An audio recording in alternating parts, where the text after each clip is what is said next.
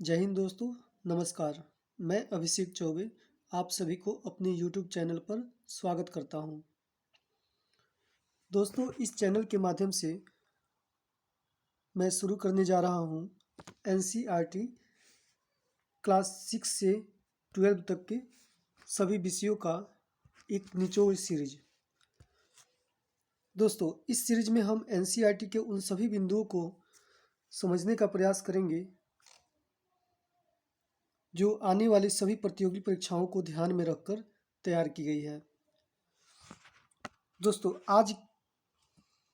आज का हमारा टॉपिक है NCERT क्लास 6 इतिहास की पाठ्यपुस्तक हमारे अतीत भाग 1। इस पुस्तक के प्रथम अध्याय में हम समझेंगे, उस अध्याय का नाम है क्या, कब, कहाँ और कैसे। तो आइए शुरू करते हैं। भारतीय उपमहाद्वीप के उत्तर पश्चिम की सुलेमान और किर्थर पहाड़ियाँ भारतीय महाद्वीप के उत्तर पश्चिम के सुलेमान और किर्थर पहाड़ियाँ पाकिस्तान और अफगानिस्तान में फैली हुई है, जहाँ लगभग 8000 वर्ष पूर्व स्त्री पुरुषों ने सबसे पहले गेहूं तथा जौ जैसे फसलों को उपजाना आरंभ किया। उन्होंने भेड़, बकरी और गाय बैल जैसे पशुओं को पालतू बनाना शुरू किया।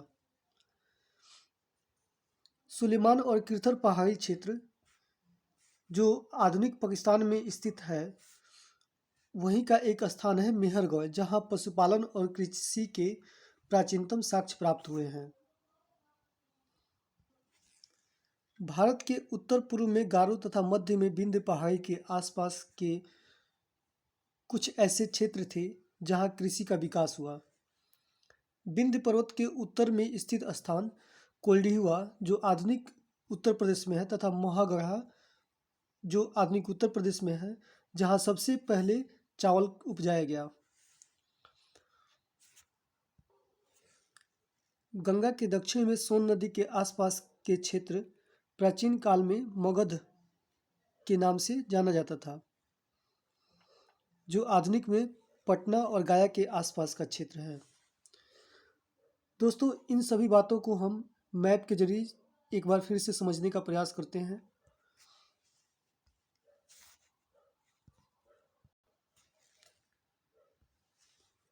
दोस्तों, ये रहा किर्थर पहाड़ी और सुलेमान पहाड़ी जो आधुनिक पाकिस्तान और अफगानिस्तान के आसपास के क्षेत्र में फैला हुआ है। ये विंध्य पहाड़ी है जो भारत में स्थित है। इसके ऊपर उत्तर प्रदेश में यहाँ पे कोल्डिहुआ और मोहगढ़ा नामक स्थान है, जहाँ से चावल के प्राचीनतम साक्ष्य प्राप्त हुए हैं। वहीं किर्थर और सुलेमान पहाड़ी के आसपास का एक क्षेत्र है मेहरगढ़, जहाँ से पशुपालन और कृषि के प्राचीनतम साक्ष्य प्राप्त हुए हैं। ये मेहरगढ़ रहा, और यहाँ पे कोल्डिहुआ और महागढ़ा जो आधुनिक उत्तर प्रदेश में स्थित है। दोस्तों, कई बार ये प्रश्न परीक्षा में पूछा जाता है कि चावल के प्राचीनतम साक्ष्य कहाँ से प्राप्त हुए, तो इसका आंसर होगा कोल्डिहुआ। और पशुपालन और कृषि के प्राचीनतम साक्ष्य कहाँ से प्राप्त हुए, तो मेहरगढ़ से। इस बात को ध्यान में रखेंगे। गंगा के दक्षिण में सोन नदी के आसपास का क्षेत्र, ये वाला क्षेत्र मगध साम्राज्य के नाम से जाना जाता था। यहाँ के शासक बहुत शक्तिशाली थे और उन्होंने एक विशाल राज्य स्थापित किया था।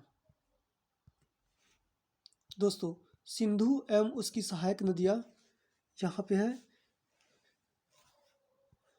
4700 वर्ष पूर्व इन्हीं नदियों के किनारे कुछ आरंभिक नगर फले फूले थे, तथा गंगा एवं उसकी सहायक नदियों के किनारे नगरों का विकास लगभग 2500 वर्ष पूर्व हुआ था।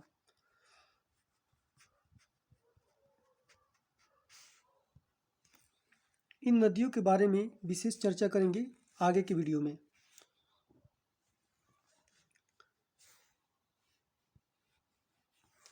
इंडिया शब्द इंडस से निकला है, जिसे संस्कृत में सिंधु कहा जाता है।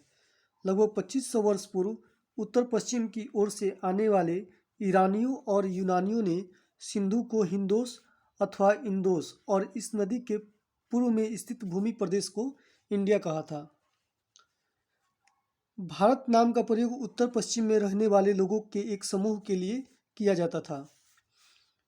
इस समूह का उल्लेख संस्कृत की आरंभिक लगभग 3500 वर्ष पुरानी कृति ऋग्वेद में मिलता है। बाद में इसका प्रयोग देश के लिए होने लगा। पांडुलिपि क्या है? प्राचीन काल में ताड़पत्रों एवं हिमालय क्षेत्र में उगने वाले भूर्ज नामक पेड़ की छाल से विशेष तरीके से तैयार भोजपत्रों पर हाथ से लिखी जाती थी। पांडुलिपि को अंग्रेजी में मैन्युस्क्रिप्ट कहते हैं, जो लैटिन भाषा के मेन्यू से बना है, जिसका अर्थ होता है हाथ से लिखा हुआ। अभिलेख ऐसे लेख जो पत्थर अथवा धातु जैसी कठोर सतहों पर उत्कीर्ण की जाते हो। कभी कभी शासक अथवा अन्य लोग अपने आदेशों को इस तरह उत्कीर्ण करवाते थे ताकि लोग उन्हें देख सके, पढ़ सके तथा उसका पालन कर सके, क्योंकि इस तरह के अभिलेख जल्दी नष्ट नहीं होते थे। लिखने के लिए लिपि और बोलने के लिए भाषा का प्रयोग किया जाता है। कृषि का आरंभ 8000 वर्ष पूर्व हुआ था तथा सिंधु सभ्यता के प्रथम नगर की खोज 4700 वर्ष पूर्व की मानी जाती है। आइए दोस्तों, नेक्स्ट स्लाइड में हम देखते हैं। वर्ष की गणना ईसाई धर्म प्रवर्तक ईसा मसीह के जन्म की तिथि से की जाती है। अंग्रेजी में बीसी का तात्पर्य बिफोर क्राइस्ट अर्थात ईसा पूर्व होता है। अंग्रेजी में एडी अर्थात हिंदी में ईस्वी का तात्पर्य एनो डोमिनी अर्थात ईसा मसीह के जन्म के वर्ष से है। कभी कभी एडी की जगह सीई अर्थात कॉमन एरा तथा बीसी की जगह बीसीई बिफोर कॉमन एरा का प्रयोग होता है। कभी कभी अंग्रेजी में बीपी अक्षरों का प्रयोग होता है, जिसका तात्पर्य बिफोर प्रेजेंट है अर्थात वर्तमान से पहले का समय। प्राचीन काल में मानव प्रवास के कुछ प्रमुख कारण थे। पहला, काम की तलाश। काम की तलाश में लोग एक स्थान से दूसरे स्थान जाते थे। दूसरा, प्राकृतिक आपदाएं। प्राकृतिक आपदाओं के कारण लोगों को एक जगह से दूसरी जगह विस्थापित होना पड़ता था। तीसरा, युद्ध के दौरान सैनिक युद्ध लड़ने के लिए एक जगह से दूसरी जगह जाते थे। चौथा, व्यापार के लिए व्यापारी कभी काफिले में तो कभी जहाज़ों में अपने साथ मूल्यवान वस्तुएं लेकर एक स्थान से दूसरे स्थान जाते रहते थे। पांचवा, धार्मिक गुरुओं का शिक्षा और सलाह देने हेतु आवागमन। छठा, कुछ लोगों में नए स्थानों के खोज की उत्सुकता होती थी, जिसकी वजह से वे एक जगह से दूसरी जगह नए जगहों की खोज में जाते थे। यात्राओं से लोगों को एक दूसरे के विचारों को जानने का अवसर मिला। पुरातत्वविद पत्थर और ईंटों से बनी इमारतों के अवशेषों, चित्रों तथा मूर्तियों का अध्ययन करते हैं। चलिए दोस्तों, इस अध्याय में मानचित्र से जुड़ी कुछ बातों को समझने का प्रयास करते हैं।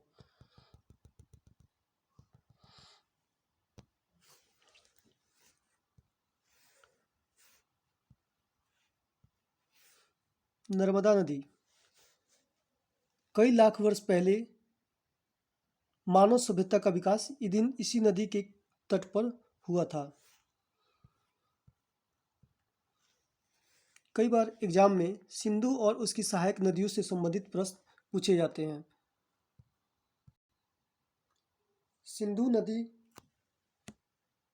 नदी का उद्गम तिब्बत में मानसरोवर झील के पास स्नोख्यू बाब हिमनद से हुआ है, जिसका मुहाना अरब सागर में है तथा इसकी लंबाई 2880 किलोमीटर है। कई बार एग्जाम में सिंधु एवं उसकी सहायक नदियों के क्रम से संबंधित प्रश्न पूछे जाते हैं। इसे याद रखने के लिए मैंने एक ट्रिक बनाया है। आइए समझने का प्रयास करते हैं।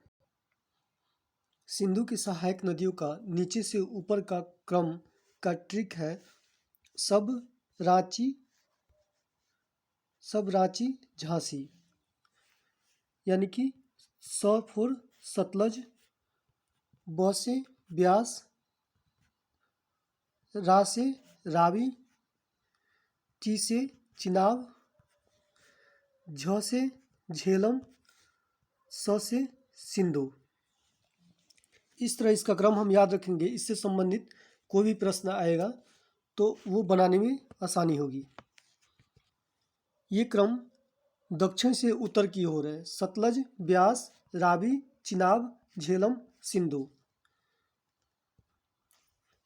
दोस्तों इसी तरह मैंने विंध्य पर्वत, सतपुड़ा पर्वत, नर्मदा नदी और ताप्ती नदी का उत्तर से दक्षिण के क्रम में एक ट्रिक बनाया है जो कई बार काफ़ी परीक्षाओं में पूछा जा चुका है।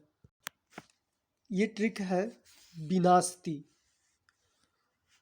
बी से विंध्य जो सबसे उत्तर में पर्वत है, उसके नीचे नर्मदा नदी बहती है, उसके नीचे सतपुड़ा पर्वत है तथा सबसे नीचे ताप्ती नदी बहती है।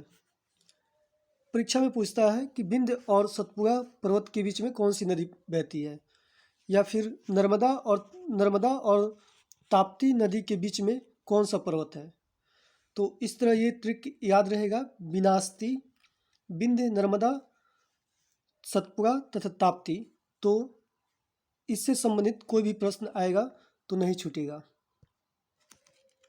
भारत के नदियों के बारे में विशेष रूप से पढ़ने के लिए हम आगे की क्लास में देखेंगे। फिलहाल के लिए इतना ही। दोस्तों आज हमने चर्चा किया हमारे अतीत भाग 1 के अध्याय 1 को। आशा करता हूँ इस एपिसोड में आपको बहुत कुछ सीखने को मिला होगा। थैंक यू दोस्तों।